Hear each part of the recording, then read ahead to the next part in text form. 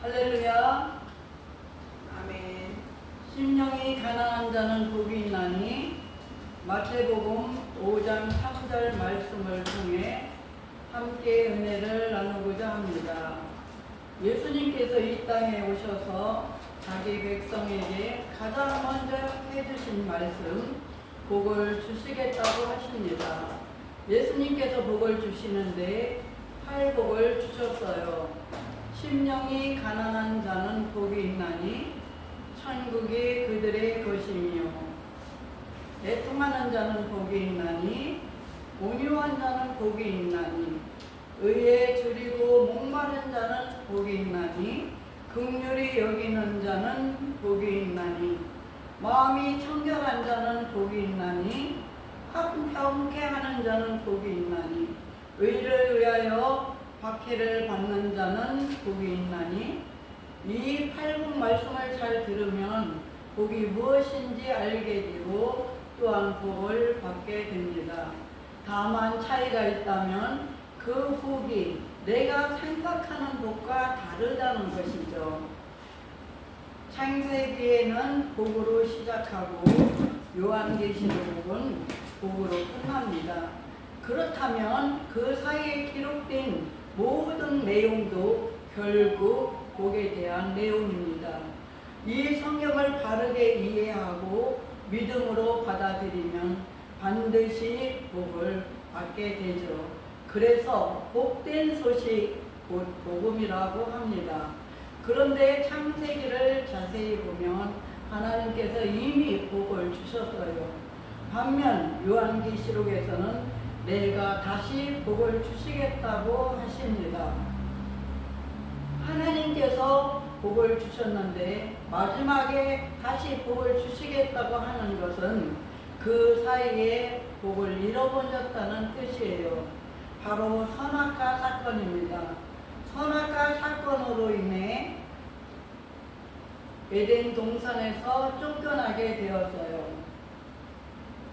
그래서 선악과 사건 이후부터 요한계시록에 이르기까지 성경의 모든 내용은 너희가 잃어버린 복을 다시 주겠다는 하나님의 약속으로 가득 차 있어요. 선악과 사건 이후 하나님께서는 믿음의 사람을 부르실 때마다 항상 복을 주시겠다고 약속을 하셨어요. 대표적인 사람이 아브라함입니다. 너는 너의 고향과 친척과 아비집을 떠나 내가 내게 보여주는 땅으로 가라.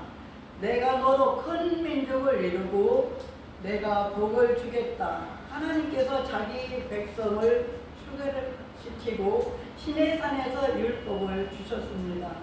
왜 율법을 주셨을까요? 하나님께서는 계명을 잘 지키는 자에게 복을 주시기 위해 율법을 주셨어요. 하나님은 말씀에 순종하면 들어가도 나가도 복을 받는다고 그렇게 말씀하셨죠. 오늘 본문 말씀을 보겠어요. 마태복음 5장 3절.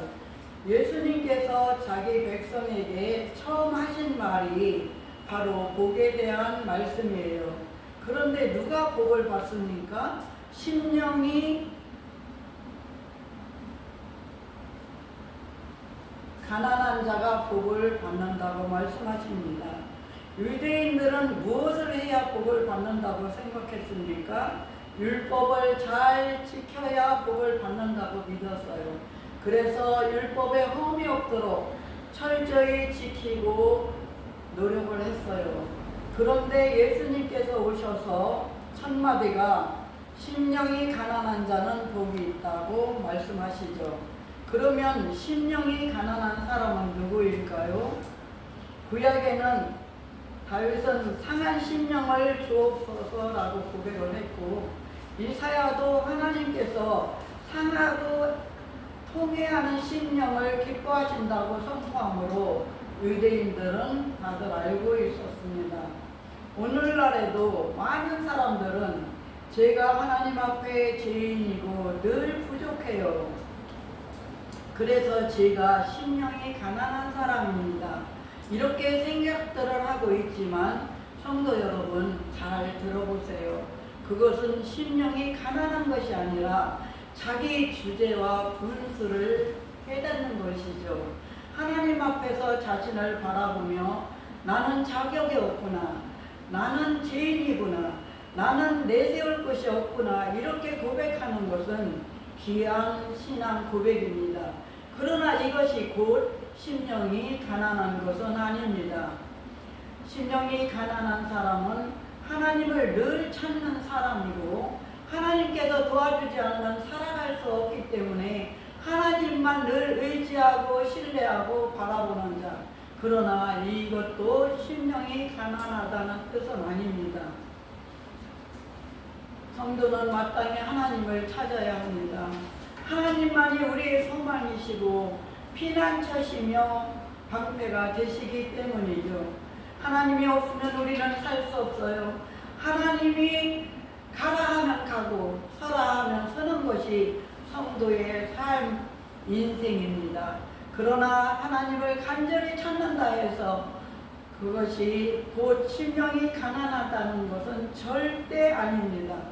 심령이 가난하다는 것은 단순히 마음이 연약하다는 뜻이 아니고 하나님이 필요합니다. 이 고백도 아닙니다. 그렇다면 심령이 가난하다는 것은 무엇일까요?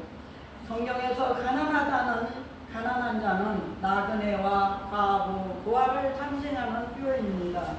과부, 고아, 나그네처럼 스스로의 힘으로 살아가기 어려운 사람을, 그리고 보호받지 못하는 사람, 누군가의 도움이 반드시 필요한 사람을 가리키는 표현입니다. 그렇다면 예수님께서 말씀하신 심령이 가난한 자는 누구일까요? 바로 하나님 앞에 자신이 이 땅의 나그네이며 부활하는 사실을 아는 사람입니다. 나는 하나님 없이 살아갈 수 없는 사람, 나는 하나님께서 붙들어주지 않으면 살아갈 수 없어요. 나는 하나님의 은혜가 아니면 소망이 없어요. 이런 사실을 아는 사람이 심령이 가난한 사람입니다. 이런 사람은 자신의 의를 자랑하지 않고 자신의 공로를 내세우지 않고 하나님 앞에서 자기를 높이지도 않고 오직 하나님만의 은혜만 붙잡는 사람, 예수님께서 복이 있다고 말씀하신 사람이 바로 이런 사람입니다.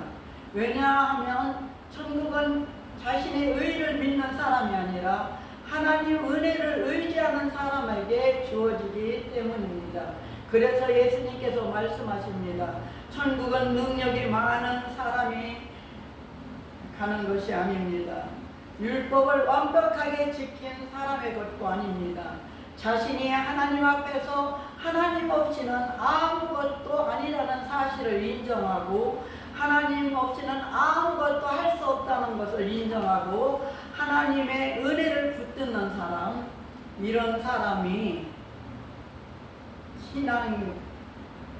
신앙은 내가 얼마나 훌륭한 사람이냐 여기서 시작하는 것이 아니라 내가 얼마나 부족한 사람인지를 알고 하나님의 은혜를 사모하고 하나님의 은혜를 붙드는 것에서 시작됩니다.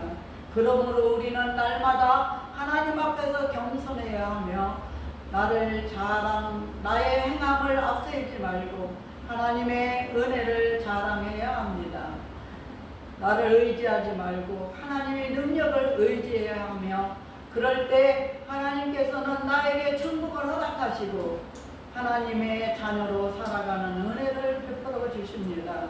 아멘. 이것이 예수님께서 팔복의 첫 번째 말씀을 통해 우리에게 가르쳐 주시는 복의 참된 의무입니다.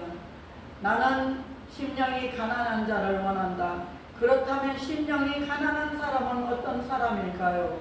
죄를 짓기 전에 그것이 죄인 줄 알고 죄 때문에 아파하는 하나님처럼 죄의 본질을 알고 하나님과 함께 아파하는 사람, 바로 이런 사람이 심령이 가난한 사람입니다. 아멘. 우리는 죄를 짓기 전에 이것이 죄라는 사실을 알고 멈추는 존재가 아닙니다. 죄를 짓고 난 후에 고백합니다. 저는 죄인입니다. 좋게 말하면 회개지만 다른 표현은 죄를 짓고 난 뒤 후회하는 거죠. 이것이 심령이 가난한